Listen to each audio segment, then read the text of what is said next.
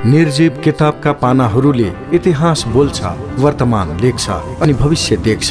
खोज्नेहरूले तिनै किताबभित्र आफूलाई भुल्छ, संसार डुल्छ अनि आकाश छुन्छ। ओहो, त्यसैले हामी भन्छौं किताब बोल्छ।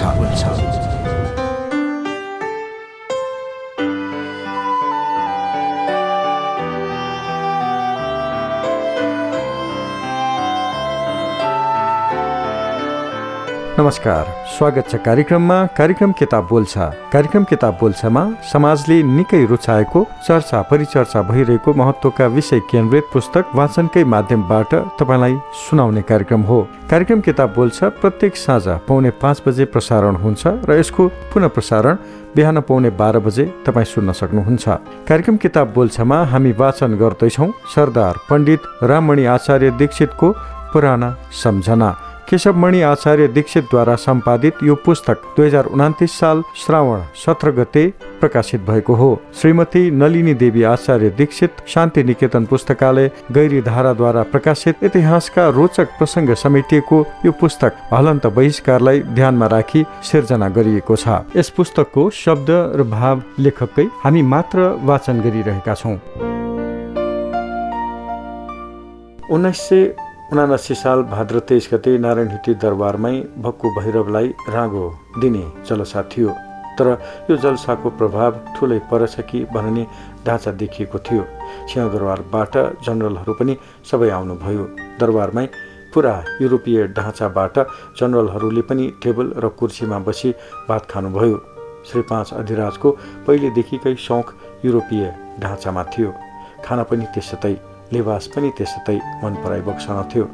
उहाँलाई हरेक कुरामा परिवर्तन गराउने इच्छा थियो। यसै इच्छाले उहाँलाई बुबाज्यू भन्दा फरक पारेको हो। श्री 5 को मनमा राणाजीहरूको हातबाट आफ्नो अख्तियार फर्काउने थियो। यो कुरा श्री 5 को चालबाट झलक अनुभव गर्न सकिन्थ्यो। श्री 3 चन्द्रलाई यो कुराको ज्ञान श्री 5 सानै छँदादेखि नै थियो। श्री 5 को विचार र चलनले गर्दा यो चिठी नजर गराउन बकसेको हो। श्री 3 चन्द्रलाई पछि गएर म यतिसम्म पक्का भयो कि नेपालको बागडोर अब राणाको हातबाट जान छ। म पछि यो भार वहन गर्न सक्ने कोही छैन। उता श्री 5 पनि अतिशय धूर्त र चलाक होइ बक्सिन छ भन्ने किसिमको कुरा गरी बक्सिन थियो। दूरदर्शी राजाले भविष्यलाई पढिसक्नु भएको थियो। यी कुरा पछि विशद रूपले लेख्नेछु। श्री 5 महाराजा अधिराजलाई रुपैयाँ टक्र्याउने काम।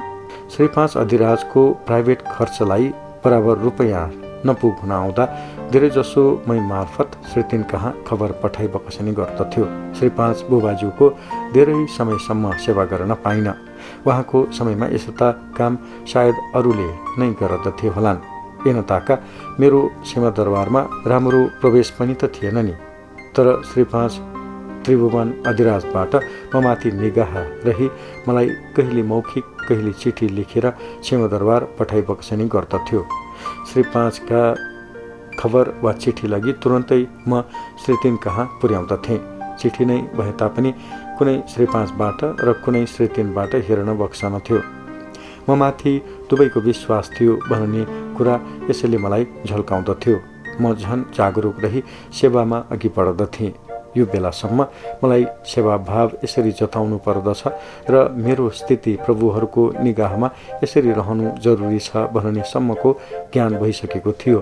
श्री 5 महाराजा धिराजलाई बेकारसँग पैसा उठाउन लागि बकसेको ठाउँमा चन्द्र शमशेरले निकै रोक लगाई बकसन्थ्यो।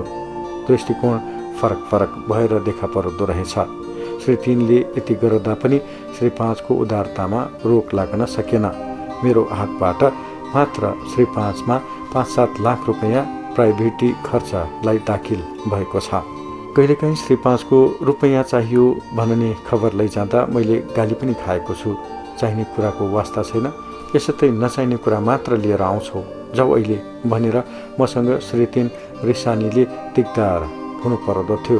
एकातिर श्री 5 को हुकुम, अर्कोतिर श्री 3 को नाराजी। यो सेवावृत्ति पनि निगृहिणी नै हो। जे गरे पनि सेवकलाई सुख छैन। अलिकति तलमाथि पर्यो कि भयङ्कर गाली त्रासैमा जिन्दगी बिताउनु पर्ने स्थिति यसै थियो।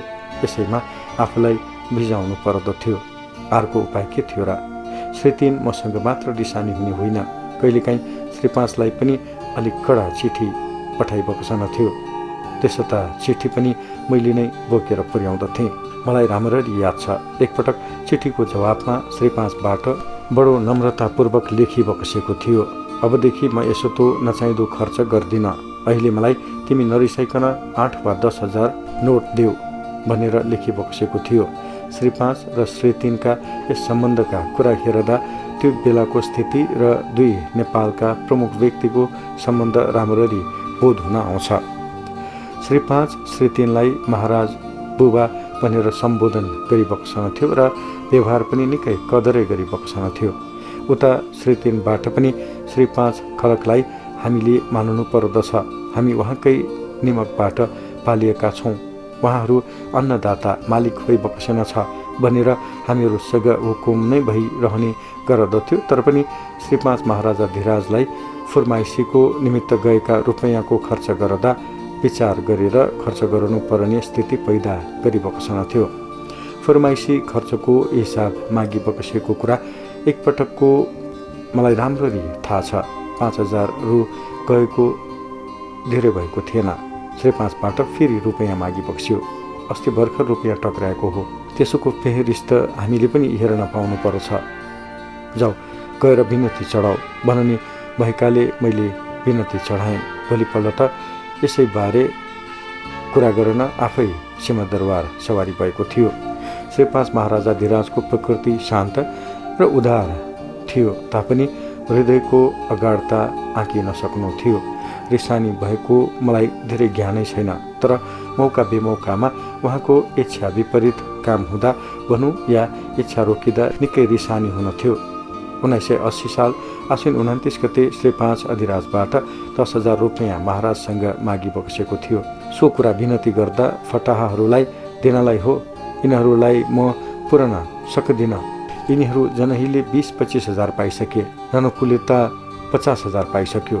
फेरि मैले हाकिमलाई 1600-2500 को सुब्बा मिर सुब्बा दिएको छु। पोसाकेहरूले यति बढ्ता पाउन थालेपछि अरूको चित्त कसरी बुझ्ला? सरकारले यसरी रुपैयाँ उडाउन लागि बक्सेपछि मैले कसरी सक्ने?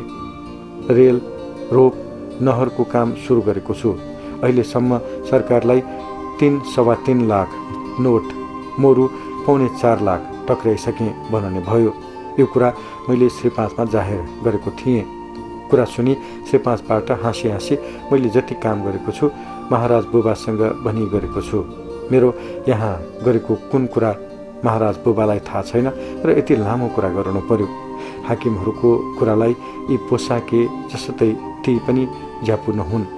मैले पनि महाराज बुबासँग भनेर यिनीहरूलाई हाकिम गर्न सक्दिनँ र यो के कुरा भन्ने मलाई हुकुम भई एउटा चिठी लेखी मलाई बकसियो र यो महाराज बुबालाई देऊ भन्ने भयो। बीचमा यसरी नै पत्र व्यवहार चल्दै गर्दथ्यो। एक दिन सम्बत 1980 साल मार्ग 3 गते रोज 1 मा एक चिठी श्री 3ले श्री 5 अधिराजलाई लेखी बकसियो र मलाई हेर भन्ने भयो। त्यसमा यसरी कुरा लेखिएका थिए। शङ्करलाई भनी पठाएको बारेमा, मैनावारीलाई भनेको केही जवाब पठाएनौ भन्ने हुकुम फरमाई बक्सेकोमा सरकारका प्राइभेटी हुकुम बमोजिम काम गर्दा सरकारलाई बिगार्न लाग्यो भनी मानिसले कुरा गरेछन्। असल गर्दा झन उल्टो खराबी हुन लाग्यो। मानिसले यसोको बदनामी सुन्दा अफसोस लाग्यो। तर यसोको जवाब अघि नै पठाएको थिएँ।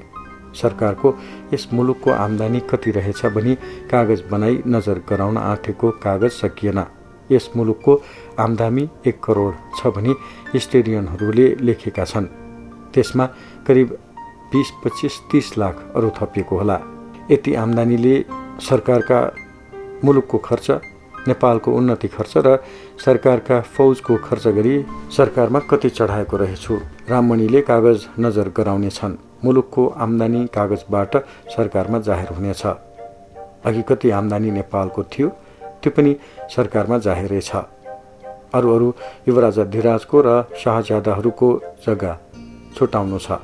म जसतो सरकारको ड्युटीफुल लाइक प्राइम मिनिस्टर पछि होलान् होइनन् टाइमले देखाउनेछ। लेट मेजेस्टीबाट पनि मेरो लायल्टी ड्युटीफुल्ली र डिभोसन्सको एप्रिसिएट गरिबक्सेको सरकारमा पनि जाहेरै छ। के विनती गरौँ? सरकारको फर्मावदार चन्द्र शमशेर जङ्ग 3/8/80। कार्यक्रम किताब बोल्छ तपाईँ सुन्दै हुनुहुन्छ। कार्यक्रममा हामी सरदार पण्डित राममणि आचार्य दीक्षितको पुराना सम्झना सुनाउँदैछौँ। केशवमणि आचार्य दीक्षितद्वारा सम्पादित यो पुस्तक श्रीमती नलिनी देवी आचार्य दीक्षित शान्ति निकेतन पुस्तकालय गैरीधाराद्वारा प्रकाशित पुस्तक हो। 2029 साल श्रावण 17 गते प्रकाशित यस पुस्तकमा इतिहासका रोचक प्रसङ्ग समेटिएको छ। यस पुस्तकको अर्को अंश सुनाउन भोलि यसै समय उपस्थित हुनेछु। आजको लागि भने कार्यक्रमबाट प्राविधिक सहकर्मी रेहान महर्जनलाई धन्यवाद दिँदै म सुरजवीर वज्राचार्य छुट्टिन्छु। नमस्कार।